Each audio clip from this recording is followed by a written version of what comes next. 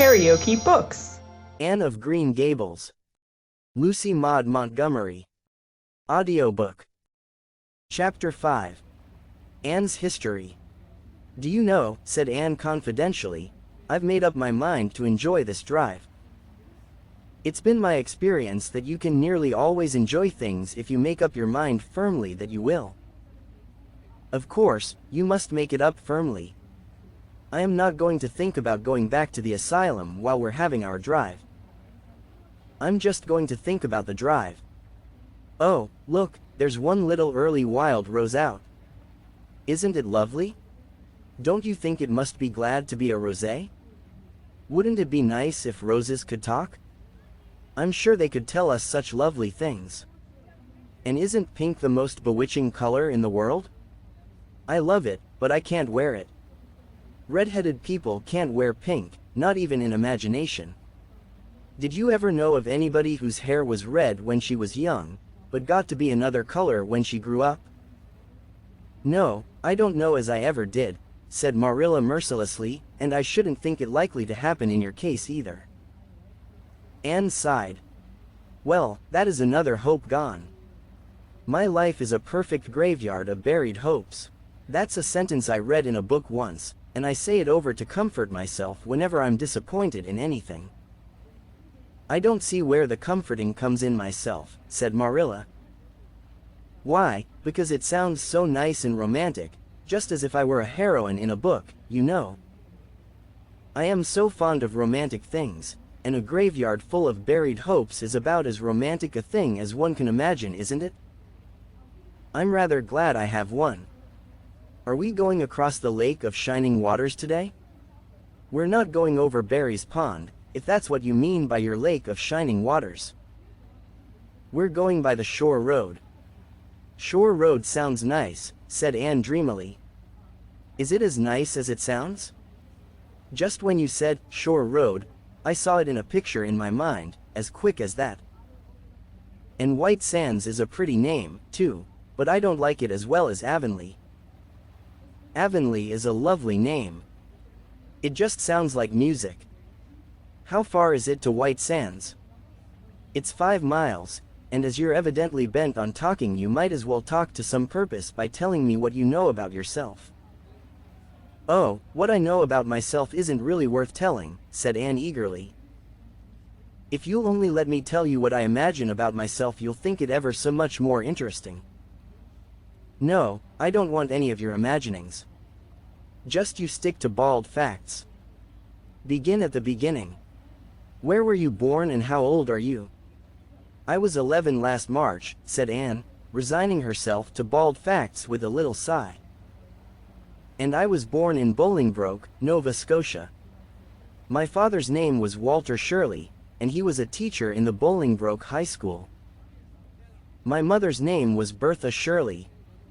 Aren't Walter and Bertha lovely names?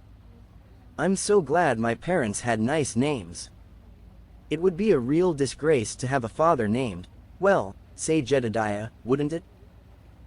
I guess it doesn't matter what a person's name is as long as he behaves himself," said Marilla, feeling herself called upon to inculcate a good and useful moral. "Well, I don't know." Anne looked thoughtful. "I read in a book once that a rose by any other name would smell as sweet, but I've never been able to believe it. I don't believe a rose would be as nice if it was called a thistle or a skunk cabbage. I suppose my father could have been a good man even if he had been called Jedediah, but I'm sure it would have been a cross. Well, my mother was a teacher in the high school, too, but when she married father she gave up teaching, of course. A husband was enough responsibility. Mrs. Thomas said that they were a pair of babies and as poor as church mice. They went to live in a weeny-teeny little yellow house in Bolingbroke. I've never seen that house, but I've imagined it thousands of times. I think it must have had honeysuckle over the parlor window and lilacs in the front yard and lilies of the valley just inside the gate. Yes, and muslin curtains in all the windows. Muslin curtains give a house such an air. I was born in that house. Mrs. Thomas said I was the homeliest baby she ever saw, I was so scrawny and tiny and nothing but eyes, but that mother thought I was perfectly beautiful. I should think a mother would be a better judge than a poor woman who came in to scrub, wouldn't you? I'm glad she was satisfied with me anyhow. I would feel so sad if I thought I was a disappointment to her, because she didn't live very long after that, you see. She died of fever when I was just 3 months old. I do wish she'd lived long enough for me to remember calling her mother. I think it would be so sweet to say, "Mother," don't you? And father died 4 days afterwards from fever too. That left me an orphan and folks were at their wits' end, so Mrs. Thomas said, what to do with me. You see, nobody wanted me even then. It seems to be my fate. Father and mother had both come from places far away and it was well known they hadn't any relatives living. Finally Mrs. Thomas said she'd take me, though she was poor and had a drunken husband. She brought me up by hand. Do you know if there is anything in being brought up by hand that ought to make people who are brought up that way better than other people? Because whenever I was naughty Mrs. Thomas would ask me how I could be such a bad girl when she had brought me up by hand, reproachful like. Mr. Dodd and Mrs. Thomas moved away from Bolingbroke to Marysville, and I lived with them until I was 8 years old. I helped look after the Thomas children. There were 4 of them younger than me, and I can tell you they took a lot of looking after. Then Mr. Thomas was killed falling under a train and his mother offered to take Mrs. Thomas and the children, but she didn't want me. Mrs. Thomas was at her wits' end, so she said, what to do with me. Then Mrs. Hammond from up the river came down and said she'd take me, seeing I was handy with children, and I went up the river to live with her in a little clearing among the stumps. It was a very lonesome place. I'm sure I could never have lived there if I hadn't had an imagination. Mr. Hammond worked a little sawmill up there, and Mrs. Hammond had 8 children. She had twins 3 times. I like babies in moderation, but twins 3 times in succession is too much. I told Mrs. Hammond so firmly, when the last pair came. I used to get so dreadfully tired carrying them about. I lived upriver with Mrs. Hammond over 2 years, and then Mr. Hammond died and Mrs. Hammond broke up housekeeping. She divided her children among her relatives and went to the States. I had to go to the asylum at Hopeton, because nobody would take me. They didn't want me at the asylum, either. They said they were overcrowded as it was. But they had to take me and I was there 4 months until Mrs. Spencer came. Anne finished up with another sigh, of relief this time. Evidently she did not like talking about her experiences in a world that had not wanted her. Did you ever go to school?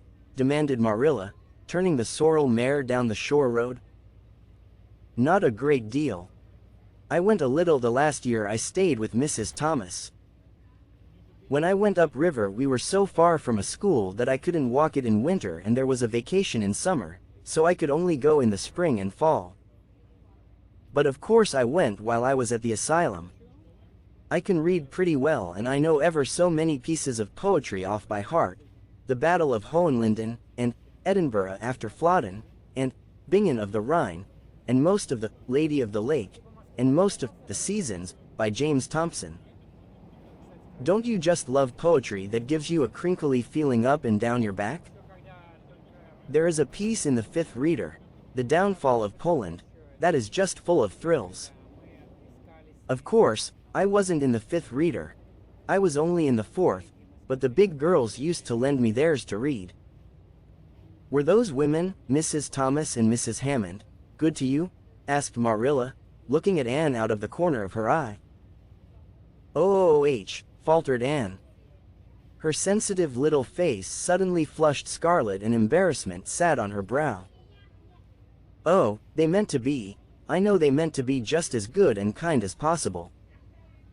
And when people mean to be good to you, you don't mind very much when they're not quite, always. They had a good deal to worry them, you know.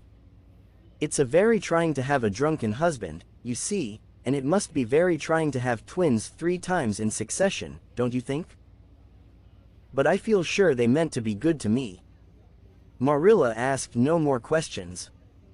Anne gave herself up to a silent rapture over the shore road, and Marilla guided the sorrel abstractedly while she pondered deeply. Pity was suddenly stirring in her heart for the child. What a starved, unloved life she had had, a life of drudgery and poverty and neglect. For Marilla was shrewd enough to read between the lines of Anne's history and divine the truth. No wonder she had been so delighted at the prospect of a real home. It was a pity she had to be sent back.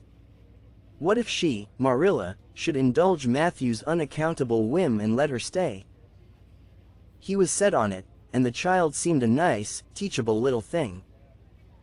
She's got too much to say, thought Marilla, but she might be trained out of that. And there's nothing rude or slangy in what she does say. She's ladylike. It's likely her people were nice folks. The shore road was woodsy and wild and lonesome. On the right hand, scrub firs, their spirits quite unbroken by long years of tussle with the Gulf winds, grew thickly. On the left were the steep red sandstone cliffs, so near the track in places that a mare of less steadiness than the sorrel might have tried the nerves of the people behind her. Down at the base of the cliffs were heaps of surf-worn rocks or little sandy coves inlaid with pebbles as with ocean jewels. Beyond lay the sea, shimmering in blue, and over it soared the gulls, their pinions flashing silvery in the sunlight. "Isn't the sea wonderful?" said Anne, rousing from a long, wide-eyed silence. "Once, when I lived in Marysville, Mr. Thomas hired an express wagon and took us all to spend the day at the shore 10 miles away. I enjoyed every moment of that day, even if I had to look after the children all the time. I lived it over in happy dreams for years. But this shore is nicer than the Marysville shore. Aren't those gulls splendid? Would you like to be a gull?" "I think I would. That is, if I couldn't be a human girl." "Don't you think it would be nice to wake up at sunrise and swoop down over the water and away out over that lovely blue all day, and then at night to fly back to one's nest? Oh, I can just imagine myself doing it. What big house is that just ahead, please?" "That's the White Sands Hotel. Mr. Kirk runs it, but the season hasn't begun yet. There are heaps of Americans come there for the summer.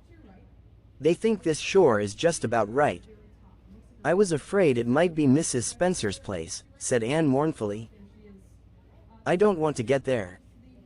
Somehow, it will seem like the end of everything." If you liked what you heard, please subscribe to the channel.